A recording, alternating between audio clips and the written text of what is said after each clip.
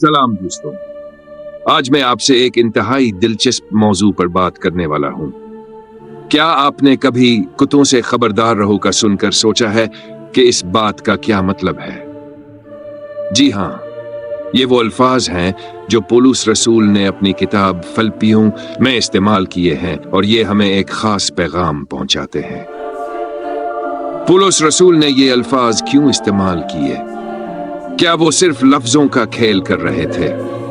नहीं, ये दरअसल एक ताकतवर इस्तारा है जो झूठे असातिज़ा और गलत तालीमात के बारे में है। आइए थोड़ा गौर करें। जब पौलुस रसूल ने कुत्तों से खबरदार रहो कहा तो इसका मतलब यह है कि हमें इन लोगों से होशियार रहना चाहिए जो हमें सच्चाई से दूर और गुमराही की तरफ ले जाने की कोशिश कर रहे हैं।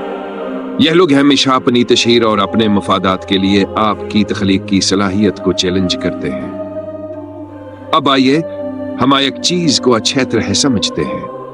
पौलुस रसूल ने यह बात क्यों कही?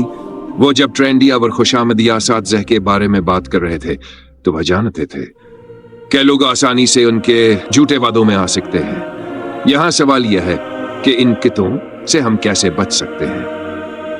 हमें पहले यह जानना होगा कि रसूल ने इन लोगों के बारे में क्या बताया। वो लोग जो अपनी खुद गर्जी और अपने मफाद की खातिर सच्चाई से नकाब पोशी करते हैं, वही इस इस्तारे की इलामत है। पौलुस रसूल ने इसके बाद हमें यह भी सिखाया कि हमें अपने ईमान को मजबूत बनाना होगा।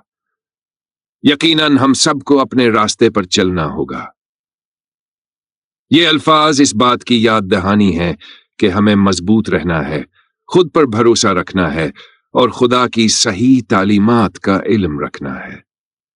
बस दोस्तों, अगली बार जब आप कुत्तों से खबरदार रहो के अल्फाज सुने तो समझें कि यह सिर्फ एक सच्चाई की खबर नहीं है, बल्कि एक पैगाम है कि हमें अपने गर्द की दुनिया से मुहतात रहना है।